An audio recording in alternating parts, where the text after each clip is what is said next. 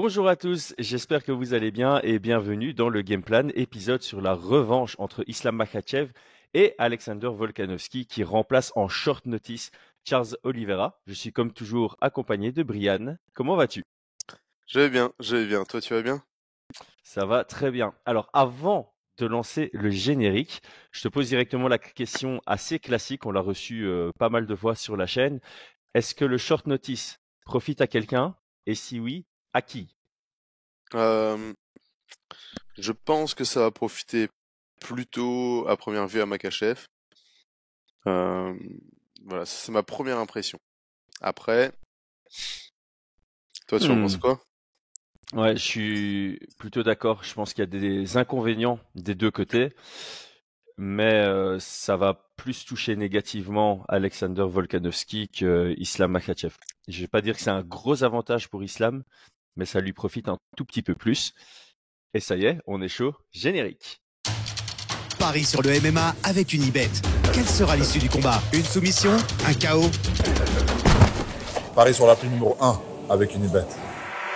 100 € de bonus sur ton premier pari.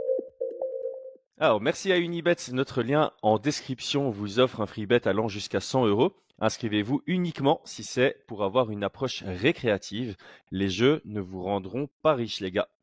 Alors, en parlant d'Unibet, unibet.fr, les cotes sont actuellement à 1,38 pour Islam Makhachev, le champion lightweight, et à 2,90 pour Alexander Volkanovski, le champion featherweight, qui monte en last minute.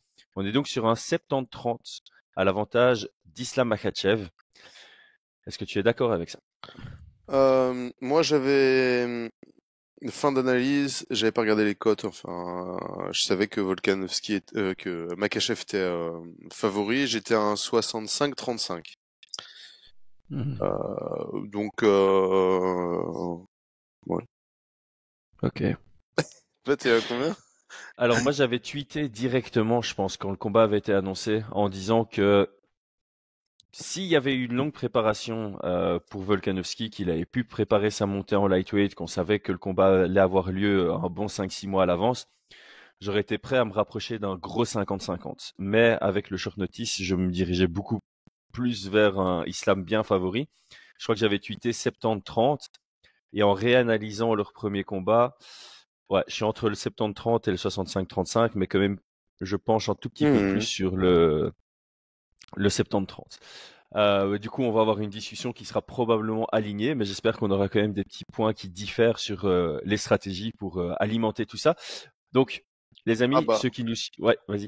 c'est pas tout, ça va pas être 100%, hein. Donc forcément, Ouais. moi dans mon 35, je vois des possibilités et je vois des chemins pour augmenter ce pourcentage jusqu'à arriver à 100% et gagner, hein. Donc tu vois, Hmm, encore une fois, hein, je vais faire un... on est clairement sur de la probabilité et la probabilité c'est on va pas dire une science molle, mais voilà, là, il y a la probabilité, il y a la réalité, et la réalité, ça sera toujours 100%, quoi. Ouais, Mm, c'est clair. Et en plus, il y a beaucoup... Ici, je trouve qu'il y a beaucoup d'éléments sur lesquels spéculer mm. Ouais. sur base du fait que c'est un short notice. Et donc ça, dans la partie stratégie, ça va être à mon avis un débat intéressant qu'on va avoir ensemble. Donc moi, c'est une bonne manière de faire un petit teasing en début de podcast pour que les gens restent jusqu'à la partie game plan. On va créer de l'attention. Ah! Mais tant que j'y pense, les gars, commentez. Quel est votre pronostic? Likez la vidéo et abonnez-vous. Comme ça se fait après 4 minutes de podcast et on peut passer à la suite. Donc, d'habitude, pour ceux qui nous suivent depuis longtemps sur Fight Minds, vous savez qu'on fait en général un rappel de qui est qui avec les palmarès, etc., etc. Ici, je pense que pas que ce soit vraiment nécessaire. Tous ceux qui regardent la vidéo savent qui est Islam Makhachev, savent qui est Alexander Volkanovski. Je vais Mm. tout de même rafraîchir la mémoire. Ils se sont affrontés en février, donc c'était il y a un bon 8 mois. Depuis, Islam n'a plus combattu, donc ce sera un rematch immédiat en fait pour lui. Mhm. Volkanovski de son côté, il est allé faire une masterclass dans sa division en featherweight pour défendre sa ceinture contre Yair Rodriguez et ça c'était en juillet. Donc pour moi, cette analyse peut se baser seulement sur 2 points, sur 2 questions, mais dans Mhm. lesquelles on va foncer et aller dans le moindre détail. La première question pour moi, c'est que s'est-il passé au premier combat? Et la deuxième question est très simple, c'est quels ajustements doivent-ils faire de part et d'autre pour s'assurer les chances d'une victoire? On va commencer par le point 1 et je te laisse enfin t'exprimer avec un peu plus détendu. Donc sur la première question, que s'est-il passé Ouais, on va faire dans l'ordre. Que s'est-il Ok. passé dans le premier combat? Comment est-ce que tu résumerais ce Donc, premier combat? premier combat, victoire d'Islam Makhachev à la décision. Une décision unanime, si je ne dis pas de bêtises, avec des rounds relativement serrés, notamment. Alors si on refait un rappel des rounds, le premier round, deuxième round, clairement à l'avantage de Makhachev, les 3 juges étaient ok là-dessus. Un troisième round à l'avantage de Volkanovski, avec 2 juges sur 3 qui le voient prendre le round. On partira toujours du principe sur les rounds que 2 juges, 2 angles de vue sont majoritaires sur le troisième. Le seul point de vue qu'on n'a pas, enfin qu'on a, mais qui n'est pas pris en compte, c'est notre point de vue de spectateur, donc derrière notre écran. Ok. Donc ce troisième round, Volkanovski, bien qu'il soit serré d'un point de vue, mais même téléspectateur, moi je crois que j'ai Volka. Quatrième Makhachev, on pourra en discuter de ce quatrième round qui était relativement étrange et c'est pas uniquement une question d'être discuté sur l'aspect de ce combat, mais sur l'aspect du scoring en général en MMA. Et ce cinquième round, si je ne dis pas de bêtises, où tous les juges ont vu Volkanovski le prendre aussi, et les téléspectateurs. Donc voilà, donc au final, sur un calcul général, on voyait tous Makhachev l'emporter. Ce quatrième round qui pourrait être rediscuté dans l'aspect combatif d'un combat, mais sinon pour moi c'était une victoire sans réelle discussion. Même si on a eu, hein, on est d'accord là-dessus, mais sans réelle discussion. Il y en a eu parce que là je suis sur MMA Decisions. Pendant que tu parlais, je me suis dit tiens, je vais ouvrir pour pouvoir continuer à alimenter ce que tu disais. Donc juste pour information, bon là il y a beaucoup plus de médias que d'habitude qui ont décidé de scorer le combat. Il y a 2 médias qui se positionnent comme un des juges. Donc il y a un des juges qui a donné 4-1 pour Makhachev, 49-46. Donc il y a 2 médias qui se positionnent sur le même score. On va dire 70% des médias donnent un 48-47 pour Makhachev. Et donc, il y a quand même 1, 2, 3, 4, 5, 6 médias qui donnent la victoire à Volkanovski sur un 48-47. Et alors, pour quand même continuer sur l'aspect spectateur, comme tu disais, le round le plus clair, c'est le 1 qu'on donne à Makhachev. 94% du public. Le round le plus clair en deuxième position, c'est le round numéro 5 qu'on donne tous à Volkanovski. Même certaines personnes lui donnent un 18. Mais ça, Non. Ensuite, c'est le round numéro 4 qui va à l'avantage de Makhachev. Ensuite, c'est le round numéro 3 qui va à l'avantage de Volkanovski avec 77% des gens qui le voient gagner. Et par contre, c'est le round numéro 2 le plus serré selon les spectateurs. Ah ouais. Il y a 60% le donnent à Makhachev et 40% le donnent à Volkanovski. Et j'avoue qu'en ayant regardé hier, je le donne à Makhachev. Je crois que voilà, c'est difficile d'avoir un argument pour Volkanovski, mais c'est vrai qu'il était relativement serré. Ouais, Volkanovski envoie quand même quelques belles petites frappes. Ouais, c'est vrai. Moi, je le vois pour Makhachev aussi. Enfin, mais bon, je comprends qu'il soit. Allez, je comprends qu'il soit discuté, mais je crois que tout le monde devrait tomber sur la même décision. Tu vois, je trouve que il mérite un argument. Tiens, c'était serré.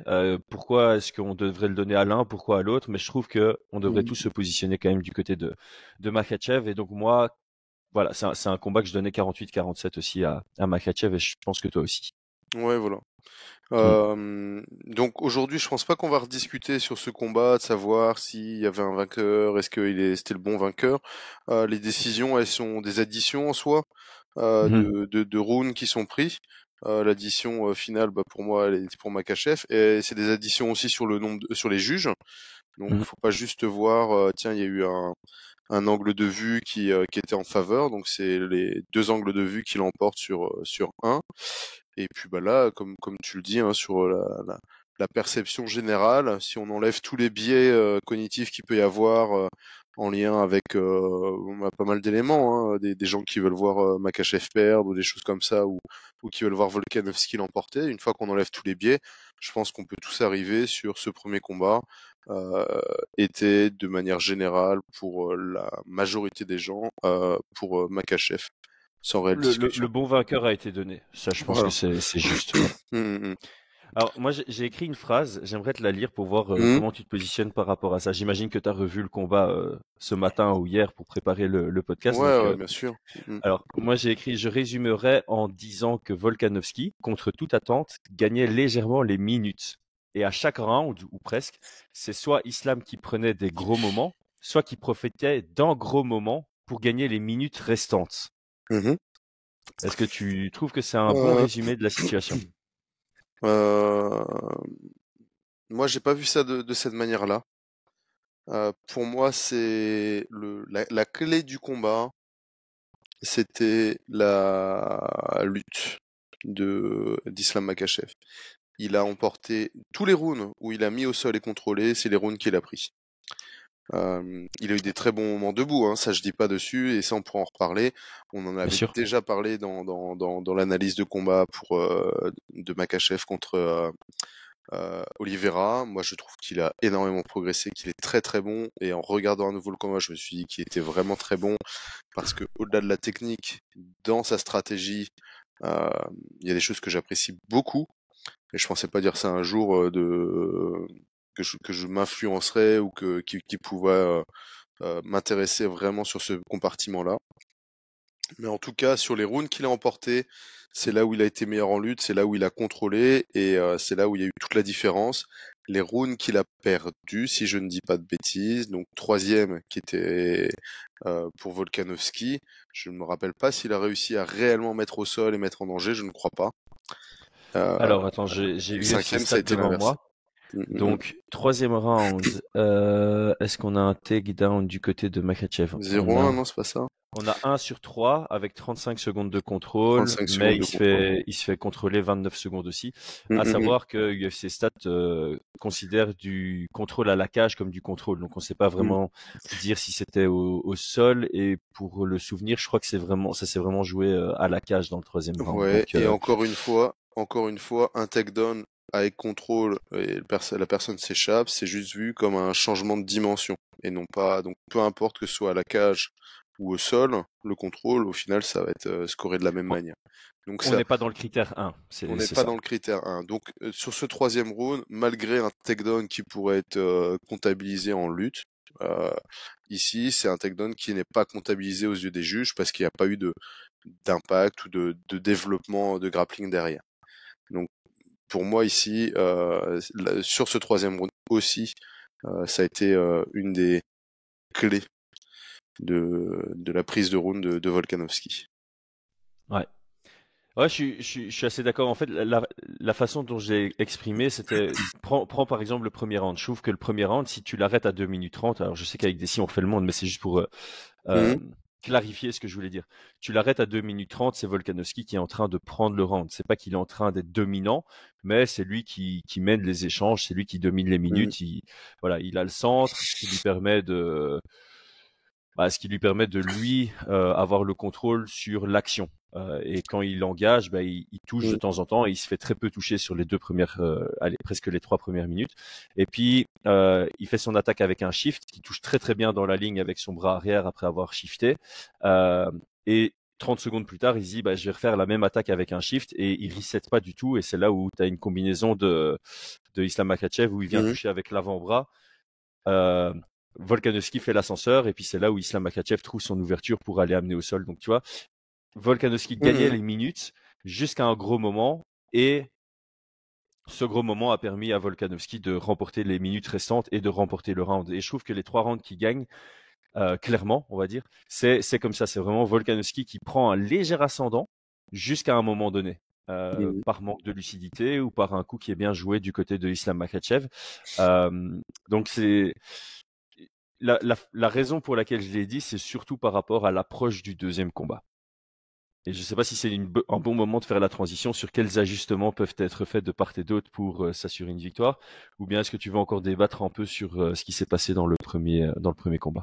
Dans le premier combat, moi sur ce que j'aimerais débattre, je sais pas si c'est euh, là-dedans, mais ce que j'ai vu beaucoup, alors dans ce début de premier round, ces 2 premières minutes, j'ai vu un Makhachev qui désengageait pas mal Mhm. euh, et qui poussait un petit peu Volkanovski à surengager. Moi, j'ai pas vu réellement de domination de de Volkanovski, même s'il avait plus d'intensité, de présence. Mais par contre, je l'ai vu se faire hameçonner, tu vois, Mhm. et se faire contrer. C'est-à-dire qu'il se faisait aspirer avec un Makhachev qui était là pour un synchrone Mhm. et qu'il le touche, tu vois, en fin de en contre entre guillemets et qui s'arrête à un moment. Donc il désengage une fois, il va désengager 2 fois, et puis à un moment, quand Volkanovski veut le rattraper, boum, il s'arrête et il combine. Ça, il l'a fait plusieurs fois sur le combat, et pour moi, c'est plus cet aspect général que je vois. Donc Mhm. je me dis, ah ouais, il s'est fait avoir, il s'est fait, Mhm. même si on a l'impression, même lui s'est donné l'impression qu'il y avait peut-être des ouvertures, hop, il avance, et paf. C'est un check hook, je pense. Je sais pas, tu parlais du bras avant, mais ça restait un check hook, non? C'était Ouais, un contre, hein. Ouais. c'est sur un crochet, mais j'ai l'impression que ça touche pas avec le poing, tu vois. J'ai l'impression que ça touche avec une partie de l'avant-bras. Ouais. Bah, Mm, mm. ça Oui, n'enlève c'est la rien même chose. Ouais, bien au sûr. crédit du truc, hein. Mm, mm. C'est la technique passe et c'est juste que Volkanovski était encore plus proche que ce que Makhachev pensait. Et en fait, à la Il y a... limite, tant mieux pour Volkanovski parce qu'il Mhm. aurait pu avoir ses lumières éteintes si c'était avec le Ouais. poing que ça touchait et pas avec l'avant-bras. Et ça, tu en parles très bien. Il a été plus proche que ce qu'il aurait dû être. Dans ces 2 premiers rounds, régulièrement, on a un Volkanovski qui se retrouve beaucoup trop proche de Makhachev. Et notamment parce que Makhachev désengage, il le suit et en une fois il s'arrête et ça lui permet pas de combiner complètement. Il se fait contrer. Mm. Après, au deuxième round, il y a eu des très belles adaptations de Volkanovski, notamment donc il rentrait sur un 1-2 et après son 1-2, on avait un Makhachev qui allait chercher le check hook. Il envoie une 2, check hook, il passe en dessous, la distance est pas Mm. bonne, il refait la même chose, une 2, il passe en dessous, et il combine, et il touche. On imagine, on voit pas très bien avec l'angle téléspectateur, mais on voit un Makhachev, alors on sait pas si c'est la cage qui le fait tomber, s'il est touché, mais qui drop. Ok, il y a un Mhm. drop, que ce soit un knockdown ou pas, et il chute. Aux yeux des juges, en tout cas nous de notre côté, on peut imaginer que c'est un coup, même si ça ne l'est pas, même s'il a trébuché. Aux yeux de nous, on se dit ah et ça a touché. En tout cas, dans l'ajustement qu'il a fait, Volkanovski, c'est très très intéressant, très intéressant. Mm. Mais ça lui a coûté quand même lui aussi un drop dans le round d'avant parce qu'il s'est fait contrer là-dessus. Ouais. Ça c'était mm, J'aime bien que tu soulignes ça parce qu'on en avait déjà parlé, je sais plus pour quelle analyse, mais c'est quelque chose dont on parle beaucoup, c'est varier ses systèmes défensifs de sorte à ce que ton adversaire ne puisse ouais, plus anticiper ce que tu le fais. Et délire. c'est quelque Mm. chose qu'on a souvent dit, c'est bah, face à quelqu'un, peu importe de qui on parlait, mais désengager, désengager, désengager, et puis à un moment ne plus désengager pour stand your ground, donc rester là où tu es. Et en fait, tu as tellement désengagé sur le début du combat que tu forces ton adversaire à venir te chercher de Mm, plus en plus loin, mm, mm, donc à surengager. Donc au moment où tu vas plus désengager, bah, le mec il sera ultra exposé. Et ça fait presque penser à ce qui s'est passé au Cage Warriors aussi ce week-end avec Paul Hughes ouais, contre ouais. Jan Hagens, parce que c'est exactement ça. Paul Hughes se mettait à une distance qui forçait Hagens à Surengagé. venir le chercher de plus Mm, en plus loin. Et au ouais. moment où il a remarqué qu'il désengageait, bah, il lui a envoyé un petit missile à la pointe du menton et c'était Mm. la fin de la soirée. Donc c'est une stratégie qui est très bonne et j'aime bien que tu l'exprimes parce que j'avais pas vu ça comme ça. Et ça rajoute encore plus de crédit à la victoire de Makhachev contre Volkanovski la première fois. Ouais, alors ça rajoute énormément de crédit à Makhachev. En plus de ça, il faut qu'on souligne sur ce premier combat des deux côtés, pour moi. Alors peut-être que je vais me prendre pour moi, le meilleur stratège des deux, ça a été Makhachev. J'ai trouvé que Volkanovski, alors que c'est un grand stratège, alors qu'il adapte très bien, il a été un peu le tout pour le tout. Pour moi, c'est ce qui a pu lui coûter un peu sa victoire. Notamment sur ses surengagements, alors que de l'autre côté, Makhachev, on s'est dit il a dû être affecté, il semblait un peu fatigué ou des trucs comme ça. On pourra en discuter. Peut-être qu'il était fatigué, mais en tout cas, en termes de stratégie, je l'ai trouvé plus intelligent. Mieux gérer sa distance. Ça, on en a parlé aussi, hein. C'est que quand on est un peu trop confiant dans son cardio, on peut être très très généreux, y aller et en oublier de conserver de l'énergie pour après ou ce genre de choses. Et de l'autre côté, quand on n'est pas trop sûr de son cardio, on peut aller prendre des moments, comme tu dis, prendre des instants et les imposer, les garder et prendre le round, en fait. Et au final, celui qui a le moins de cardio va être mieux gérer son énergie. Il a moins de gaz, donc il diffuse beaucoup plus lentement. Il va choisir des techniques qui seront moins énergivores et il va prendre ses rounds et l'emporter. En tout cas, ça aussi, c'est un truc que j'ai trouvé que j'avais pas forcément remarqué sur le premier combat, mais étonnamment, j'ai trouvé Makhachev plus stratège que Volkanovski. Et j'aime bien ce que tu dis parce que ça fait un peu cette phrase que j'aime souvent dire, c'est la confiance peut être ton meilleur ami comme ton pire ennemi, au même titre que la peur, ça peut être ton meilleur ami comme ton pire ennemi. Et l'exemple que tu cites avec la confiance que tu peux avoir en ton cardio peut autant être ton meilleur ami que ton pire ennemi. Ça dépend de comment tu l'utilises. Donc voilà, si tu as confiance en ton cardio dans certains combats, ça peut être une grande force de pouvoir te dire ok je peux dépenser plus que mon adversaire, mais je le fais de manière intelligente, donc je vais juste le submerger, le fatiguer davantage et puis prendre l'ascendant sur lui. Au même titre que ça risque aussi de te rendre trop généreux et de se transformer en fait en inconvénient ou en désavantage parce que tu as un excès de confiance et c'est toujours ça. Et alors l'inverse est aussi valide, c'est si tu crains, tu te dis ouais je rentre dans un combat de 25 minutes mais j'ai pas l'impression d'avoir le gas tank pour. Du coup je vais être en mode économie d'énergie. J'ai utilisé que des techniques et des stratégies qui me permettent de pas trop me fatiguer, mais ça peut te rendre efficace. Donc ça, ce serait ton meilleur ami, au même titre que ça peut te rendre peut-être trop attentiste et du coup te faire perdre un combat. Et donc j'aime bien cette façon d'illustrer cette phrase que j'aime bien dire. Moi, je vais finir peut-être sur un point par rapport au premier combat qui fera peut-être la transition vers les ajustements à faire. Je trouve que sur ce premier combat, Volkanovski a été plutôt efficace au kicking range et au karaté range. Et de temps en temps, quand il rentrait au boxing range, il était efficace, mais c'est là où ça s'est vraiment équilibré et que Islam Makhachev a trouvé de belles ouvertures. Par contre, au clinch et au grappling, pour moi, c'était un large avantage Islam, même si Volkanovski a montré de temps en temps des belles choses. Sur l'ensemble du combat, Makhachev montrait qu'il était largement au-dessus dans ces deux distances-là. Et sauf, et là ça revient sur le cardio, l'état de fatigue en toute fin de combat de Islam Makhachev, ça a permis à Volkanovski de prendre ce dernier round. Un dernier point que j'ai noté, moi, c'est je trouve que Islam Makhachev n'a pas beaucoup shooté en lutte proactivement. C'était plutôt des shoots réactifs qui lui ont permis de prendre des positions intéressantes au sol.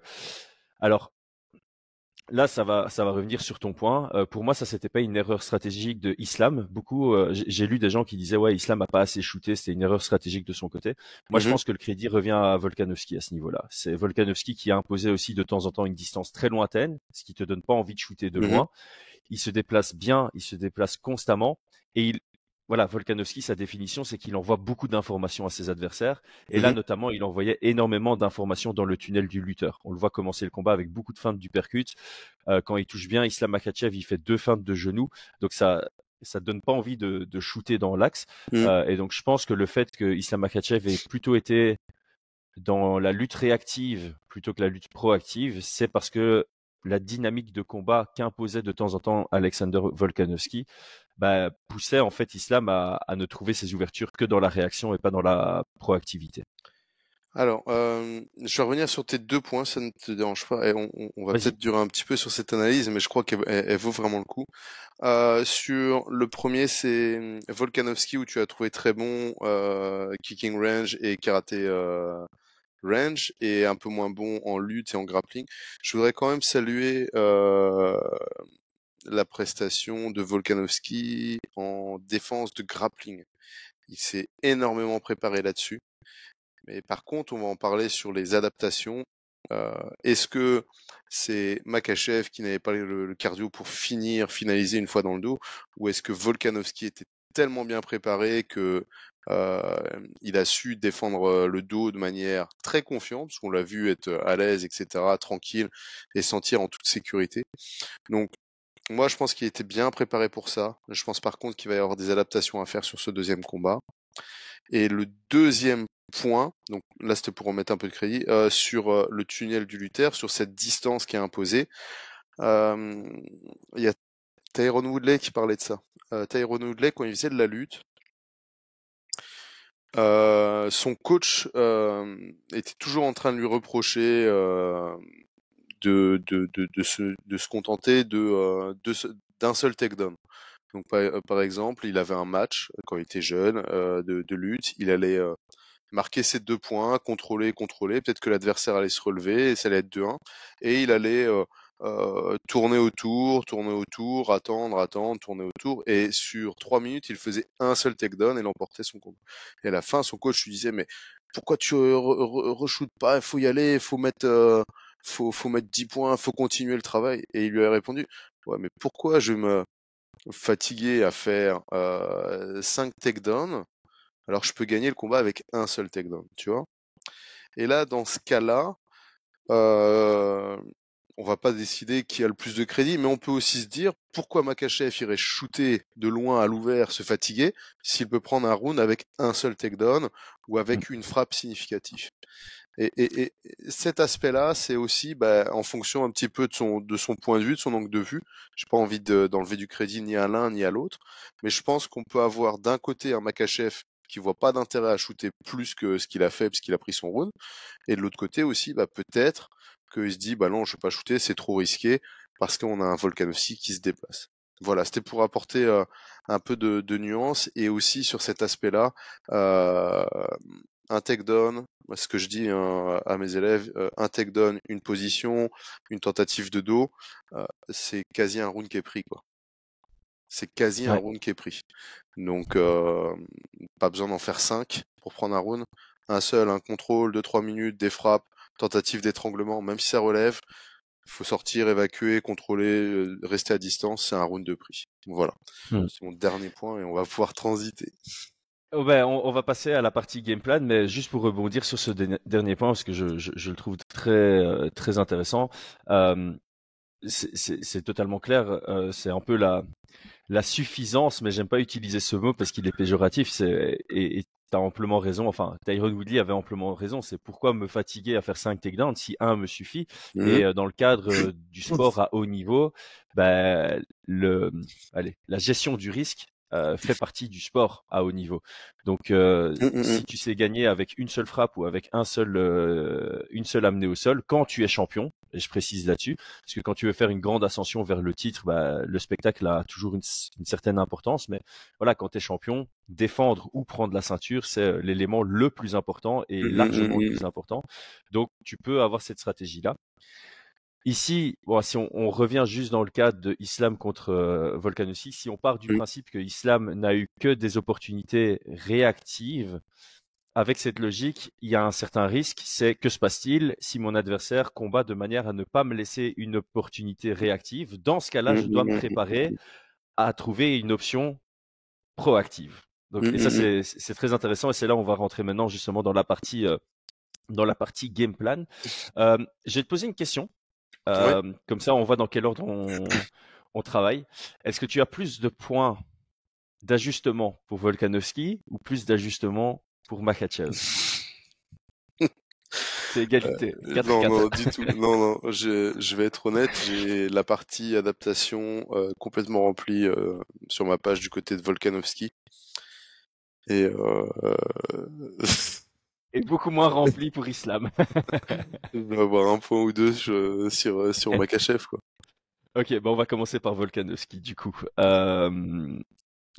Est-ce que je vais dire mes points pour une fois, parce que souvent je te lance et puis on a l'impression que je te copie ou quoi. Vas-y. On est sur un 70-30, hein, donc faut imaginer quand même que là, de prime abord, c'est normal que c'est l'outsider qui a le plus d'adaptation à faire, hein, s'il veut aussi transformer ce que nous on voit les probabilités. Hein. Vas-y, lance-toi.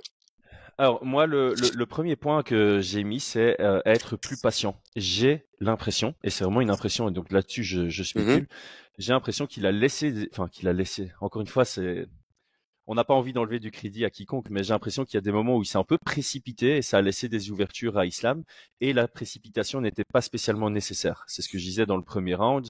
Pour moi, c'est pas qu'il le dominait, mais il était en phase de prendre le premier round jusqu'à un moment où il a accéléré, il est resté dans un range qui n'était pas bon pour lui, il s'est fait contrer et ça a changé toute la tournure du premier round. Donc ça, c'est mon premier point. Mhm. Euh, ouais, mon deuxième point, c'est le même en fait. Prendre ses minutes et ne pas se précipiter vers un gros moment. Et c'est pour ça qu'au début, j'avais dit que contre toute attente, selon moi, c'est Alex Volkanovski qui était en train de prendre les minutes, alors qu'avant le combat, on se disait, bah, c'est plus Islam qui va prendre les grandes minutes et Volkanovski qui va devoir capitaliser sur des gros moments. Mhm. Ici, j'ai l'impression que Volkanovski pourrait gagner sur des minutes et pas spécialement sur des gros moments. Et donc voilà, le contrôle, la mesure est de mise dans ce combat. Euh, il y a un petit point que j'avais remarqué aussi, c'est il y a deux trois moments où tu le vois un peu interagir avec le public ou les fans ou son coach Ouais. ou Islam même à le chercher. Ici, je pense qu'il doit rentrer dans un mode 100% focus sur le combat et uniquement le combat. Et alors, mon dernier point, c'est plus une question, donc ça va me permettre de te lancer. C'est quid cardio et préparation. Donc là, évidemment, on doit ultra spéculer parce qu'on n'a pas les Mhm. informations. Est-ce qu'il est prêt pour un 25 minutes en 70 kilos? Est-ce qu'il a besoin d'un gros premier round? On vient de voir ce qui s'est passé entre Sodiq Youssouf et Edson Barboza. On en a parlé dans notre récap et je pense que c'est une question à se poser. Est-ce qu'il doit venir pour gagner une décision avec 3 rounds, avec 4 rounds, avec les 5 rounds? Mhm. Est-ce qu'il doit venir pour finaliser tôt parce qu'il sait que le quatrième et cinquième, il les aura pas à cause du cardio parce qu'il était en train de bien se préparer, mais il n'était pas non plus dans une préparation. Là, il a pris le combat à 10 jours. Donc, est-ce que tu es par défaut prêt à faire 25 minutes dans la catégorie du dessus ou bien tu sais que bah, par défaut, t'es bien, mais t'étais pas dans une intensité de training camp qui te permet d'être performant au plus haut niveau contre le meilleur de la division du dessus. Ça, c'est vraiment une question à se poser et on n'aura pas la réponse, mais je pense que ça vaut la peine d'avoir un petit échange là-dessus. Il y a beaucoup de points dont tu veux parler là, hein. Ouais, ouais. Et Alors encore, j'avais d'autres points, mais je les ai lâchés là. ouais, sur C'était cette plus question sur du les premier round, techniques. sur cette question du premier round, si on se rappelle un petit peu de notre analyse qu'on a fait la semaine dernière euh, pour Makhachev Oliveira, on a vu qu'on avait un Makhachev extrêmement performant face à quelqu'un qui voulait imposer un énorme rythme au, au, pro- euh, au premier round. Donc si moi je pense que c'est une mauvaise idée. Je pense que c'est une mauvaise idée. Je pense que s'il veut s'imposer de manière très très agressive dès le premier round, on va avoir un Makhachev qui aura du répondant. Et on l'a vu, hein, il s'est pris un petit knock au premier round. Donc non, pour moi c'est pas une bonne idée. Maintenant, on va spéculer sur deux aspects. Le premier aspect, c'est euh, est-ce qu'il n'était pas déjà au courant? Parce qu'il faut rappeler quand même que normalement, on avait un autre combattant hein, qui était Donc, prévu pour remplacer. normalement, c'était Gamrot. Et en plus de ça, ils ont appelé d'abord Justin Gaethje avant d'appeler Volkanovski pour ce combat. Ah, ok, ça va. Ça, je savais pas. J'avais pas cette information-là. Gaethje a refusé parce que il était incapable de faire le poids. Et d'ailleurs, ça me paraît Ah, logique. ouais. Et Ok, parce que donc ouais, c'est en non. short Alors ça va. notice. Ouais. Mm, mm. Mm. Parce que je me posais la question de savoir si, au final, il n'était pas, tu vois, s'il n'y a pas quand même au niveau de l'UFC dire, voilà, au cas où, prépare-toi, on pourrait avoir un last minute et tout. Donc on va partir du principe que non. Donc maintenant sur sa préparation, il est champion. Il est champion. Je ne le vois pas s'entraîner à faire des 3x5 à la salle. Pour moi, c'est un gars qui est passé dans du 5x5 et qui est conditionné à faire du 5x5. L'avantage, entre guillemets, de s'être un peu laissé aller ces derniers temps, c'est qu'il va avoir un gros gas tank, donc un gros réservoir de glycogène. Euh, donc, je pense qu'il sera capable de tenir ses synchrones. Je pense. Sincèrement, je pense qu'il sera capable de tenir ses synchrones. Je pense qu'il va moins subir le weight cut, ce genre de choses, qu'il sera bien nourri depuis pas mal de temps. Moi, je partirai du principe qu'il viendra pour faire ses synchrones et qu'il viendra pour prendre ses rounds. Ok. Il faut pas accepter un combat juste en se disant, sinon là on n'est plus sur du 65-35, du 70-30, là on est sur du 80-20 ou Hmm. 85-15 quoi. Si c'est juste, allez, je vais tout donner au premier round, advienne que pourra, tu vois. Surtout contre Makhachev. Surtout contre lui. Donc non, on va partir du principe que moi, personnellement, je vais spéculer sur le fait qu'il a le cardio pour faire ses synchrones. Bah, c'est ça qui rend peut-être le combat le plus intéressant, parce que quand tu regardes le premier, Volkanovski trouve vraiment des gros moments sur la fin du Mm. combat. Et donc, limite, si tu as envie d'y croire, tu dois dire, à la limite, Volkanovski doit essayer de mettre un tout petit peu plus d'intensité pour provoquer une fatigue un tout petit peu plus tôt dans le combat chez Makhachev pour pouvoir obtenir le 4 et le 5. Parce qu'en fait, s'il Ouais. prend le 4 et le 5 dans leur premier combat, après avoir pris le 3 aussi, bah, en fait, ouais, il pourrait prendre le 3, 4, 5 et l'emporter, quoi. Mm. Maintenant, il va y avoir aussi une autre spéculation, c'est est-ce que Makhachev, son style de combat, son style d'entraînement fait qu'il sera toujours fatigable. Donc il est explosif, il est généreux, il fait sûrement l'entraînement beaucoup de rounds sur de la longueur, donc il est peu habitué à de l'intensité en combat, ce qui crame un peu son cardio. On voit beaucoup ça dans la préparation. Pour moi, c'est une grosse erreur qu'on voit souvent. Est-ce que là, il aura réadapté ses entraînements pour être capable de faire un 5 rounds, ou est-ce qu'il va augmenter encore son volume d'entraînement en pensant qu'il sera plus performant en intensité dans le combat, ce qui serait pour moi une erreur. Donc là encore une fois, moi je vais spéculer, je pense que il sera fatigable. Je pense pas qu'il va changer trop au niveau de ses méthodes d'entraînement, et donc je pense que 4 et 5 ça va être difficile, même si je le vois largement favori. Ouais. Donc, ouais, donc on doit partir du principe que Alex Volkanovski, ce serait dans son intérêt de trouver un moyen d'arriver dans le 4 et 5 en ayant pris au moins un des 3 premiers. Ce serait une approche stratégique intéressante pour Ouais, lui. je pense. Je pense. Donc par exemple le 1, comme tu disais, en prenant les minutes, en laissant peu d'espace à Makhachev pour pouvoir chercher des contres, ou que ce soit en striking ou en lutte, et miser sur le 4 et 5, voire le troisième round si... mais pour moi, c'est soit 1, 4, 5, et donc 2 et 3, Makhachev aura le cardio pour les prendre, ou 1 et 2, et Makhachev laisse des plumes dans le 1 et 2, et il prend le 3, 4, 5, comme on a vu. Ouais. Tu avais toute une feuille de points sur Volkanovski. Lesquels est-ce que je n'ai pas Alors, cités? donc pour moi, comme je l'ai dit, la clé du premier combat pour moi c'était la lutte. Je pense que il faut être honnête aussi. Je pense que Makhachev est largement meilleur techniquement que Volkanovski. En lutte, en grappling, c'est pas la même dimension. Donc il est très bon, hein. Volka, c'est pas je veux vraiment pas manquer de respect, mais techniquement parlant, Makhachev est largement meilleur, et on l'a vu, hein. Donc pour moi, la lutte, ça va être un peu la clé du combat, et c'est là où je pense que Volkanovski n'aura pas fait les ajustements nécessaires pour ce combat-là. Il les avait fait avec Craig Jones en défense de grappling, on l'a vu, il était à l'aise, il se sentait bien, il cherchait pas dans l'urgence à sortir. Par contre, en défense de lutte, pour moi, ça manquait. C'était là où, enfin, ça manquait entre guillemets, hein.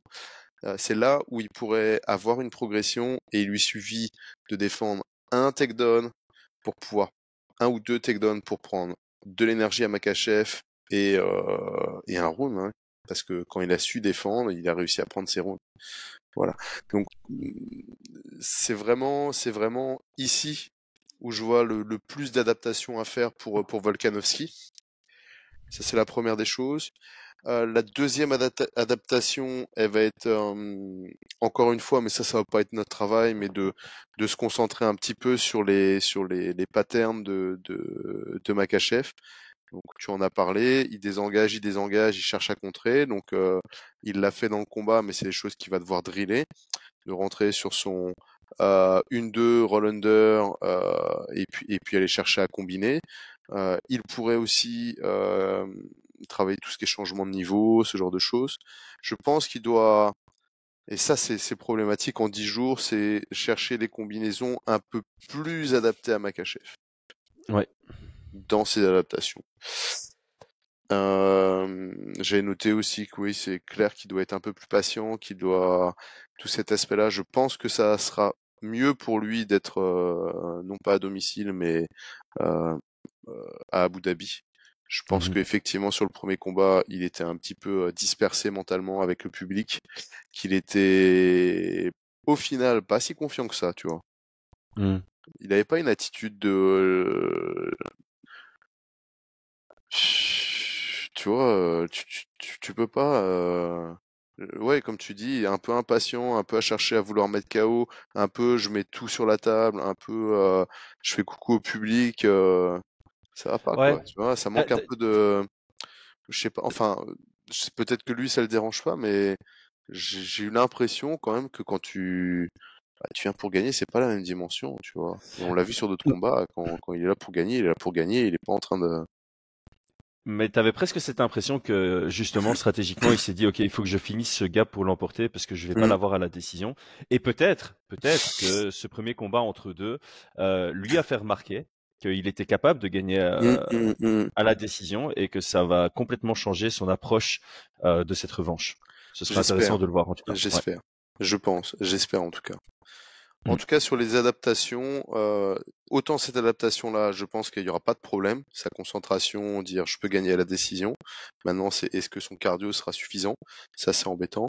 Mm. La deuxième, c'est pour moi l'aspect lutte. Là, je pense qu'il n'aura pas le temps de faire les adaptations. Stratégiquement et techniquement, ça va être c'est faisable, hein, mais il va falloir bosser pour faire les adaptations et ça c'est l'aspect des coachs qui vont devoir bien étudier un peu tous les patterns et peut-être trouver des ouvertures que nous on n'a pas vues en visionnant une ou deux fois le combat, tu vois. Mm. Et puis Volkanovski aussi, il était dans la cage, hein, 25 minutes, il a pu sentir des choses, tu vois. Mm. Ouais. Ouais, je pense ouais. Je crois honnêtement que là où il se fait beaucoup avoir quand il shift, tu vois, il a beaucoup travaillé en shift. Des fois, ça a fonctionné et des fois, ça a pas du tout fonctionné. Donc, c'est là où il s'est fait le plus Mm. surprendre, mais c'est là aussi où il a touché le plus ses coups. Maintenant, je dis ça de tête, hein, j'ai pas essayé de revoir les séquences hier quand je regardais le combat, mais de tête, comme ça, j'ai l'impression que les shifts simples, donc, je feinte pour shifter, pour attaquer avec une seule frappe, ça a bien fonctionné pour lui. C'est quand il essaie de combiner derrière un shift que là, il s'exposait en fait au plus gros contre. Et donc, ça revient sur le point qu'on a tous les deux souligné ici, c'est être un peu plus patient, être un peu moins dans la précipitation et accepter de prendre juste une frappe, tu vois, de toucher avec juste une frappe parce qu'il frappe quand même relativement fort et il a fait reculer un moment Islam sur une seule frappe dans le premier round et je pense qu'il pourrait se Mhm. satisfaire de ça plutôt que de chercher la longue combinaison qui le laisse exposer au risque et au contre. Ouais, alors combiner effectivement, si pour moi il doit casser son shift comme il l'a fait avec des changements de niveau. Donc Mhm. le 1-2 roll under, donc il change de niveau et puis enchaîner peut-être avec deux crochets, rechanger de niveau comme s'il allait saisir les jambes pour que Makachev descende sa garde et remonter avec des uppercuts. Ça peut être ce genre de choses ou des déplacements sur les Mhm. latéraux. 1-2, je passe en dessous, 3 et je fais un out, donc je sors complètement sur le côté et je remets dedans. Ce genre. Là, peut-être, on aurait une combinaison longue, mais avec des coupures dans la combinaison, que ce soit en changement de niveau, changement de distance, reculer ou changement d'angle. Ça, ça C'est ça. pourrait, ça pourrait relativement bien fonctionner. Encore faut-il avoir le temps de le travailler et d'être capable de le faire. Moi, personnellement, je pense que Volkanovski est capable de le faire. T'es Mhm. pas champion, t'es pas à ce niveau-là. S'il te faut 3 mois pour apprendre une combinaison, tu vois. Ouais, c'est clair et en fait ça reste dans la logique d'être le meilleur. C'est si tu veux envoyer des longues combinaisons, bah tu sais qu'il y a un temps Mm, dans ta combinaison où tu as distance aussi de te faire contrer. Et donc la logique veut que quand tu es dans une longue combinaison, ben tes cibles ne soient pas disponible ou pas longtemps disponible pour les contres pour ton adversaire. Et comme tu l'as dit, soit tu descends ta cible avec un roll under, soit tu changes d'angle pour que tu sois plus dans l'axe d'attaque, soit tu recrées de la distance pour rentrer derrière, histoire que quand tu recrées la distance, tu sois plus disponible. Donc ça, c'est les trois, possibilités classiques. Ouais. Ou tu casses la distance aussi. Et tu casses la distance. Tu viens te rapprocher. On a ce qu'on appelle le shoulder push, qui pourrait bien fonctionner, mais je sais pas s'il l'utilise réellement. Comme il est un peu plus petit, il pourrait venir pousser comme ça et recombiner derrière. Ça marche très bien. C'est très peu utilisé, mais moi, je le bosse et je le fais pas mal bosser. Et hier, je m'en suis pris petite combinaison, pop, tu défends, et une fois tu te fais pousser, et t'es comme ça, et pop, tu te reprends de patates, tu vois, et c'est des choses, tu vois, ça. Et puis, combiner tout ça, tu vois, là, ça serait incroyable, mais je pense qu'il serait capable de faire ça. Ça en vient à un point intéressant, c'est il commençait peut-être à se préparer pour Ilia Topuria. Ilia Topuria, très bon boxeur, donc il allait peut-être travailler justement sur des systèmes pour in the pocket être bien positionné. Donc ça, c'est un élément qui est peut-être à son avantage par rapport à ce combat-là. Et le deuxième point, c'est contre Ilia Topuria, t'as pas non plus envie de te retrouver sur ton dos. Et donc il était peut-être aussi en train de travailler sa lutte défensive, ce qui est un élément intéressant pour affronter Islam Makhachev. Est-ce que tu as encore des points pour Volkanovski ou on passe au petit point qu'on aurait pour Islam? On passe à Islam, si ça va pour toi. Ok. Alors, je vais te laisser commencer parce que moi j'ai 3 points, mais je vais te laisser dire ton point ou tes 2 points. Je sais pas, tu disais que tu n'en avais pas beaucoup. Il y en a pas beaucoup en soi. Il y en a pas beaucoup en soi. Je pense que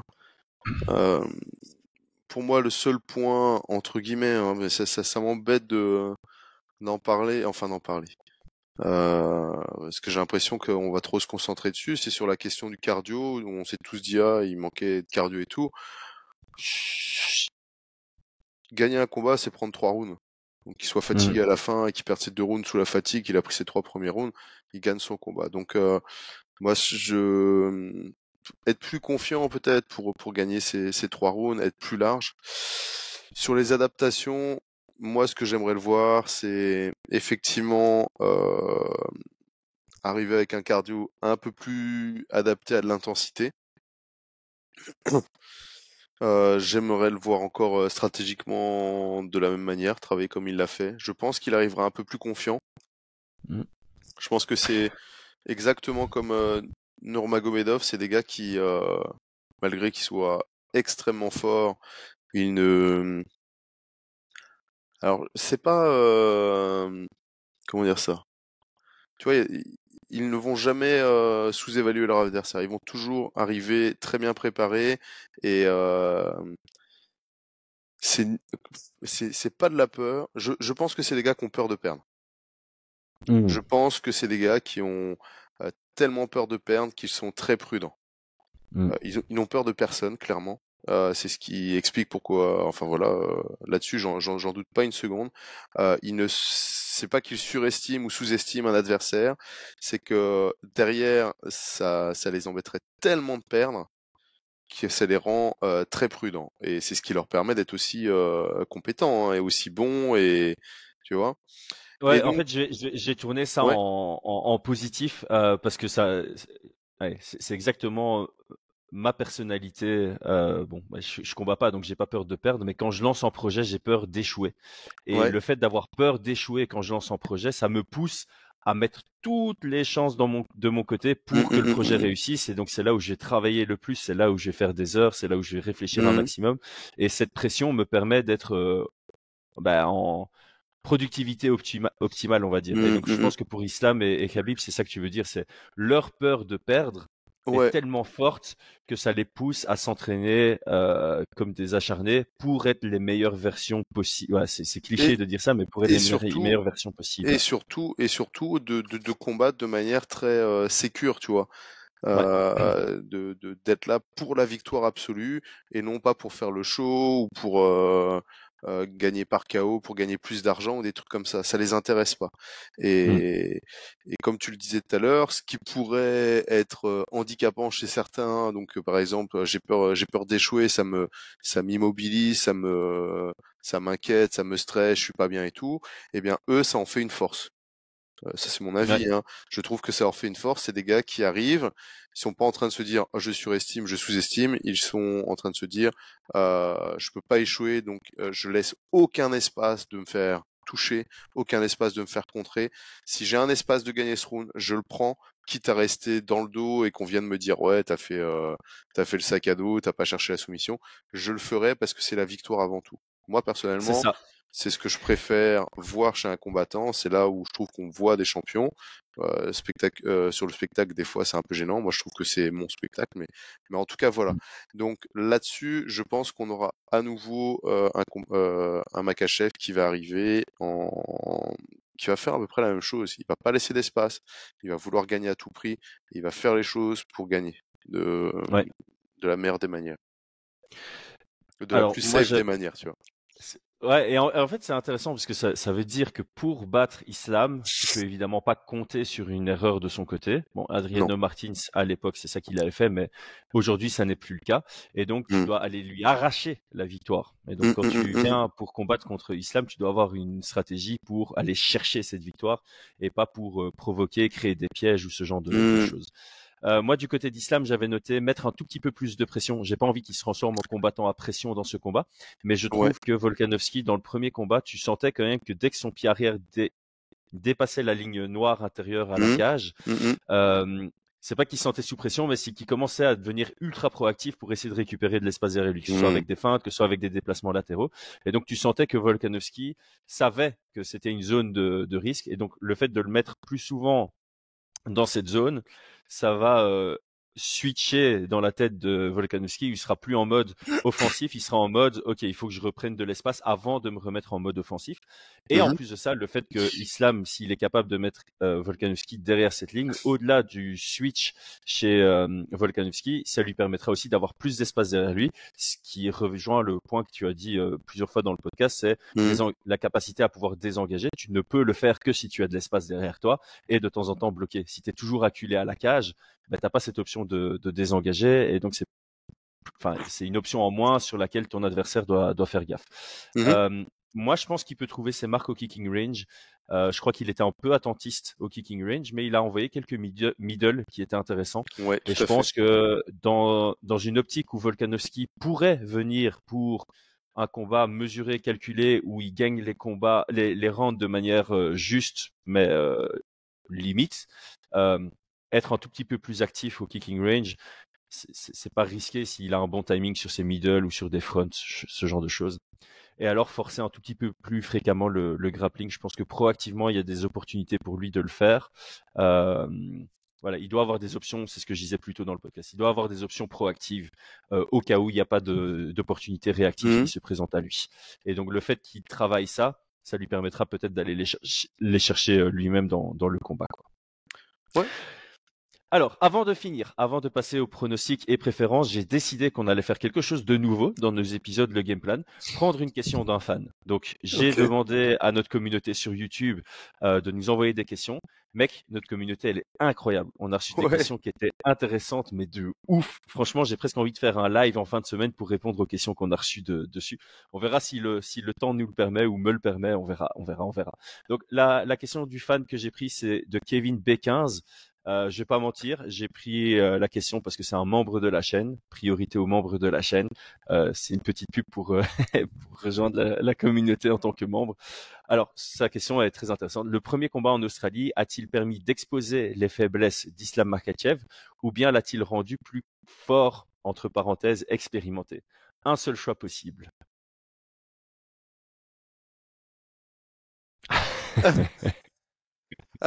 Est-ce que c'est soit l'un ou soit l'autre? C'est soit l'un, soit l'autre. On a juste un choix. Donc, est-ce que ça a exposé des faiblesses de son côté, ou bien est-ce que ça l'a rendu plus fort dans le sens où il a pris en expérience et maintenant peut-être qu'il a senti qu'il y avait certaines petites ouvertures pour l'inquiéter et que du coup il va pouvoir capitaliser sur cette expérience pour empêcher ce genre de situation. Je vais répondre moi parce que j'ai eu le temps de réfléchir, puisque j'ai eu la question, ça te permettra de réfléchir. Moi, je pense qu'on est sur le point 2. Ça l'a rendu plus expérimenté et plus fort parce que je pense pas que des faiblesses aient réellement été exposées par par Volkanovski dans ce combat. Comme tu dis, c'est peut-être une impression que Volkanovski a trouvé des belles ouvertures, mais ça faisait aussi partie de la stratégie d'Islam Makhachev de le forcer à venir le chercher pour pouvoir le contrer plus tard. Et voilà, oui. Les déplacements de Volkanovski ont rendu Islam Makhachev moins actif sur sa lutte. Les signaux qu'il envoyait dans le tunnel du lutteur peut-être également, et le fait qu'il soit touchable en travaillant en shift intelligemment, sont des ouvertures qu'on n'avait pas spécialement vues par le passé. Mais voilà, c'est du MMA. Dans chaque combat, tu te fais toucher. Tu rentres dans une cage, tu sais que tu vas te faire toucher. Et le but, c'est justement d'être conscient de ça et de se dire c'est pas grave, j'ai le toucher plus ou le toucher plus fort. C'est un peu ça la logique si on fait un step back. Donc voilà, moi je pense que il vient d'une équipe qui intellectualise beaucoup le sport. Je pense qu'on n'en parle pas assez, mais l'équipe Khabib et l'équipe famille Nurmagomedov, ils intellectualisent à mort le MMA. Et je pense que le fait d'avoir eu cette expérience contre Volkanovski qui a pris 2 rounds, ça le rend plus expérimenté, donc encore plus fort.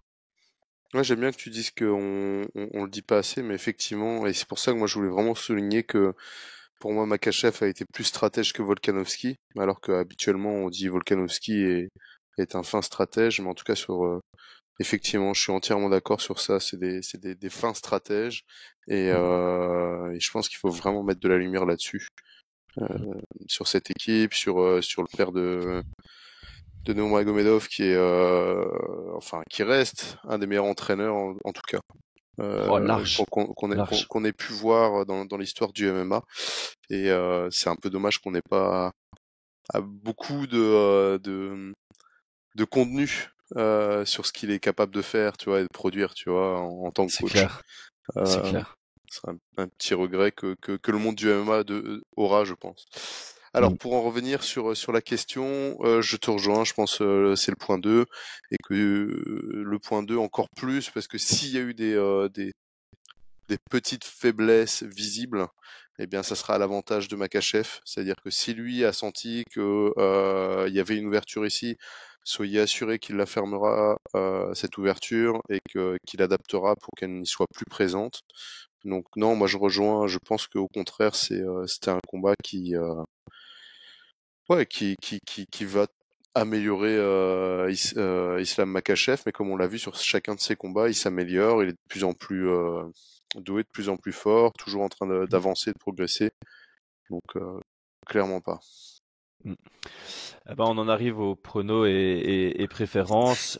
J'ai mouillé en premier parce que ça fait lien avec ce que tu as dit. Tu as dit que tu espérais que Islam Makhachev s'était préparé par rapport au cardio à plus d'intensité. Et je pense que l'avantage de devoir combattre contre Charles Oliveira, c'est que tu t'attends à quelqu'un qui va venir mettre de l'intensité. Et donc, soit tu as la contrôler, mais dans tous les cas, comme on vient de le dire, ils intellectualisent leur préparation. Donc, je pense que il s'est préparé avec des mecs qui venaient le mettre un peu sous pression, sous intensité. Et donc, je crois que son cardio sera au point, et je pense qu'il aura peut-être un peu plus confiance dans son énergie que dans le premier combat. Et c'est là où je vais spéculer à mort, mais je pense que accepter comme ça en last minute pour Volkanovski à Abu Dhabi, en plus, on sait que Islam sera plus large à Abu Dhabi qu'il ne l'était en Australie. Je pense que Islam va pouvoir encore plus imposer son physique. Il sera encore plus dangereux quand il sera au sol, et je pense qu'il sera capable de trouver une soumission. Donc moi, j'ai Islam par soumission dans ce combat. Et préférence. Par contre, préférence à l'opposé. J'aime beaucoup les deux combattants. J'aime beaucoup Ah ouais, les deux combattants. Tu préférais voir. Mais pour l'histoire, ouais, pour le truc de Volkanovski qui accepte à 10 jours du combat et qui vient arracher une victoire. En plus, s'il arrache une victoire, c'est vraiment qu'il a trouvé un chemin vers la victoire très intéressant. Et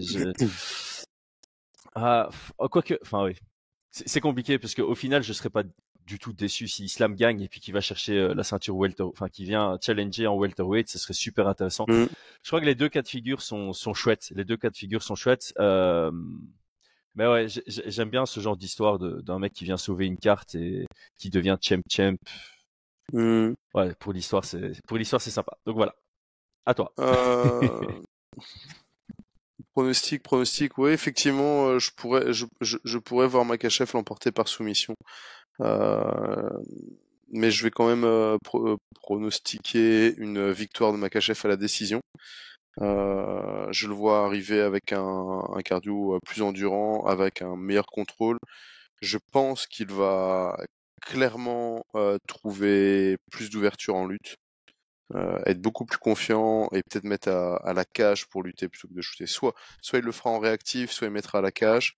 Je vois Makhachev l'emporter à la décision.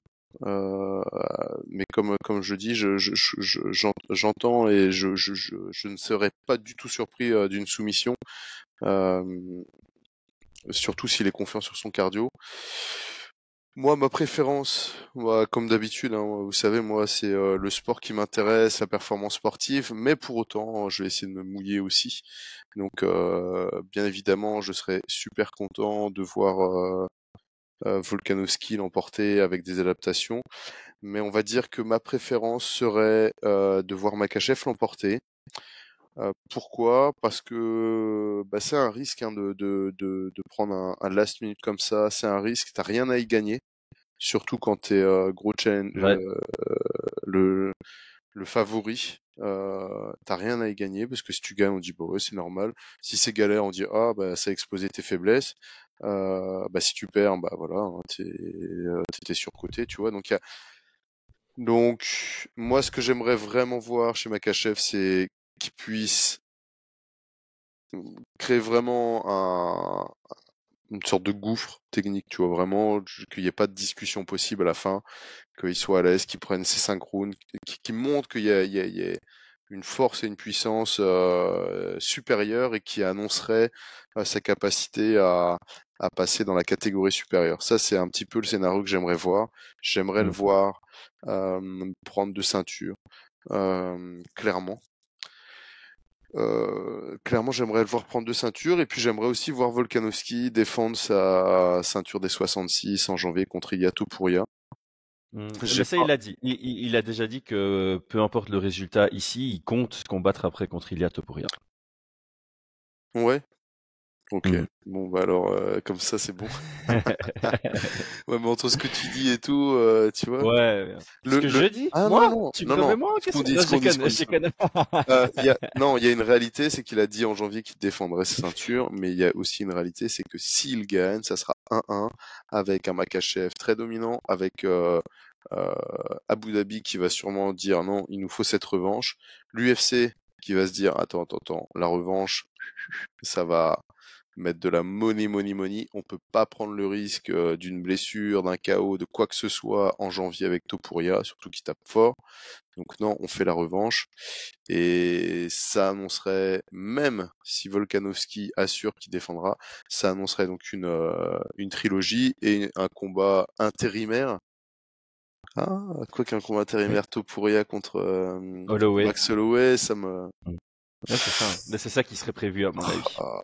Mais j'aime pas les ceintures intérimaires. Ça me... Ou alors je veux bien ceinture intérimaire, mais qu'on arrête d'enlever la valeur de la ceinture intérimaire. Que celui qui gagne soit champion, point, et qu'on arrête de dire champion intérimaire. Moi, ça me va dans ce cas-là. Même si, tu vois. Ouais. Bon, dans tous les cas, je vais espérer voir Makhachev. J'étais déjà plutôt pour lui vis-à-vis d'Oliveira. Et j'ai envie de voir ce style-là s'imposer ce week-end. Nickel. Voilà.